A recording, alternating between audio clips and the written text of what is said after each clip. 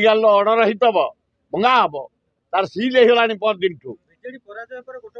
ହଉ ଆଉ ଇଏ ଟିକେ ଟିକେ ଫେଣ କାଢୁଛନ୍ତି, ସିଏ ଆସିଲେ ମଞ୍ଜି କାଢିବେ। ଫେର ବିଜେଡି ଯଦି ଆସିବ ଆଉ କଂଗ୍ରେସ ଆସେ ପୁରା ହାତ ପୁରେଇ କାଢିବ, ଆଉ ଛାଡିବାର ନାହିଁ। ଯାହା ଖାଇବା କଥା ଖାଇଯା, ସେ ଖାଇଗଲେ 25 ବର୍ଷ ତମେ ଖାଇଯାଅ। ମୋହନ ବାବୁ ନିଷ୍ଠାପର ଲୋକ, ତମେ ଗରିବ ଲୋକଙ୍କ କାମ କର। 2.5 ବର୍ଷ ହେଇଲେ ତମକୁ ଆମେ ସାହାଯ୍ୟ କରିବୁ। ଯଦି କାମ ନ କଲ ବାଟରେ ଚଢେଇ ଦିଆଯିବନି। ମହାନ ମଣ୍ଡଳ ରାଷ୍ଟ୍ରପତି ଭଦ୍ର ମହିଳା ଖାଲି ସେତିକି ନୁହଁ, ଆମ ଜଟଣୀ ଯିବେ ନାଇଁ ସାର୍, ଆମର ମେଣ୍ଢାଶାଳ ଯିବେ। ସେ ଯୋଉ କଣଟି ମେଣ୍ଢାଶାଳ ଆମର ଯୋଉ ନାଇଁ ମେଣ୍ଢାଶାଳ ଯିବା ଆମର କଣ ସେ ନାଇଁ ମ ସେ ଯୋଉ ମହିଳା ମାନେ ସବୁ ବଢିଆ କାମ କରୁଛନ୍ତି ଭଗବାନଙ୍କ ଉପରେ।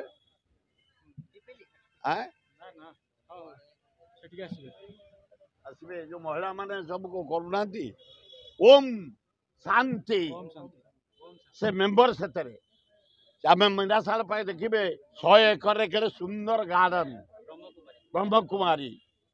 ସେଠି ଗଲେ ତମେ ନିଜେ ଭୋଳ ହେଇଯିବ। କେବଳ ଭଗବାନଙ୍କ ଉପରେ ତମ ନଜର ରହିବ, ଆଉ କୋଉ ନାରୀ ଉପରେ ରହିବନି, କୋଉ ନର ଉପରେ ରହିବନି, କି ପଇସା ଉପରେ ରହିବନି, ଖାଦ୍ୟ ଉପରେ ରହିବନି। କେବଳ ଭଗବାନଙ୍କ ଉପରେ ତମ ରହିବ। ଓମ୍ ଶାନ୍ତି। ସେଇଠିକି ଯାଉଛନ୍ତି ରାଷ୍ଟ୍ରପତି, ଭଦ୍ର ମହିଳା, ଜ୍ଞାନୀ ମହିଳା, ଆମ ଓଡ଼ିଆ ଝିଅ, ଓଡ଼ିଆ ଭଉଣୀ, ଆଦିବାସୀ ଘରେ ଜନ୍ମ, ଉଚ୍ଚ ଶିକ୍ଷିତା, ଓଡ଼ିଆ ବଢିଆ ଅଭିଭାଷଣ। ଆଉ ଲୋକସଭାରେ ପରଦିନ ଟିକେ ମ୍ୟାଡାମ ଭୁଲ କଲେ ଖାଲି ତେଲେଇଲେ। ଆଉ ଲୋକସଭାରେ ରାଷ୍ଟ୍ରପତି ତମେ ଏତେ ତେଲିଆ ଭାଷଣ କରିଦଉଛେ। କୋଉ କାଳେ ହେଇଥିଲା ଏମର୍ଜେନ୍ସି, ଏଇଠି ମନେ ପଡୁଛି ତମ ରାଷ୍ଟ୍ରପତି ମହୋଦୟା। ତେବେ ଆମ ଭଉଣୀ, ଓଡ଼ିଆ ଭଉଣୀ, ଆଦିବାସୀ ଭଉଣୀ, ଏତେ ତଳୁ କଣ ଯାଉଛ ରାଷ୍ଟ୍ରପତି ଭାରତ ବର୍ଷ। ଗାନ୍ଧୀକି ଯେତେ ଅତ୍ୟାଚାର କରାଯିବ ସେ ସେତେ ଉଠିବ। ଭାରତ ଯୋଡ ଆନ୍ଦୋଳନ କରି 50 MP ଥିଲେ, ଏଥର 100 ଏବଂ 223 ଆସିଛନ୍ତି ଏନଡିଏ ମେଣ୍ଟ। ଜଳ ଦେଖାଗଲାଣି ଭାରତ ବର୍ଷ ଆଖିରେ।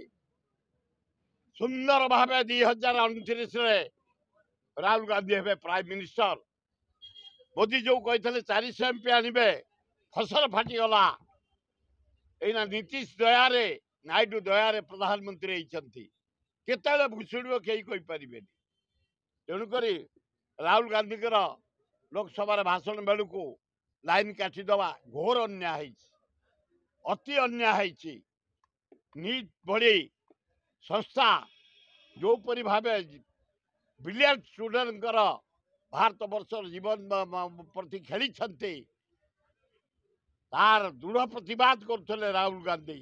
ଯୋଉ ଅନ୍ୟାୟ ହେଇଛି, କୋଶ୍ଚିନ୍ ଲିକ୍ ହେଇଛି, ମାର୍କ ଲିକ୍ ହେଇଛି, ପଇସା କାରବାର ହେଇଛି, ଆରେଷ୍ଟ ହେଲେଣି, ସିବିଆଇ ଇନକ୍ୱାରି ହଉଛି, यार दृढ़ प्रतिवाद करते राहुल गांधी।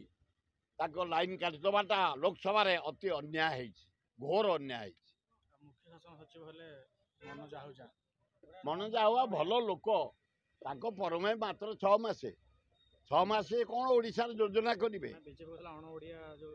सी अण ओडिया फड़िया छाड़े आड़िया काडर से स्त्री भी ओडिया काडर थे, ये थे भल लोक, भारी अनेस्ट ऑफिसर चीफ सेक्रेटरी हेले। आज चीफ सेक्रेटरी अल्प समय अच्छ, तुम गोटे कम कल, सबू सरकार कहले आम इंदिरा आवास घर करदेबू, गरीब लोक राउत योजना करदेबू, विजु योजना करदेबू।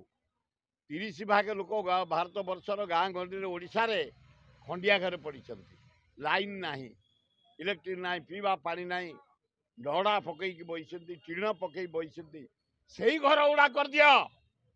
चीफ सेक्रेटरी महोदय मोहन बाजी बारंबार आपन को अनुरोध करी, मुख्यमंत्री हिसाब से चीफ सेक्रेटरी हिसाब से 2 जन जा बसे ए गरीब लोक को थैथान कर। जो गरीब लोक जगह नहीं घर दियो दियो, जो गरीब लोक खरारे वर्षार शीतर पड़ी घर कर दियो, ताले खूब भल हम। मद बंद हो भल, खाली मद बंद कले कौन हम? तेज चरस बंद कर, गजई बंद कर, अफिम बंद कर, ବ୍ରାଉନ୍ ସୁଗାର ବନ୍ଦ କର। ଭାଙ୍ଗଟା ଜଗନ୍ନାଥ ଖାଆନ୍ତି, ଶିବ ଖାଆନ୍ତି, ଚଳିଯିବ। ଭାଙ୍ଗ ଖାଇଲେ ଲୋକ ମରିବେନି। ତମର ଝାଡ଼ା ସଫା ନଉଥିଲେ ପରିଷ୍କାର ବଟିକା ଦରକାର ନାହିଁ, ଝାଡ଼ା କ୍ଲିୟର ହେଇଯିବ।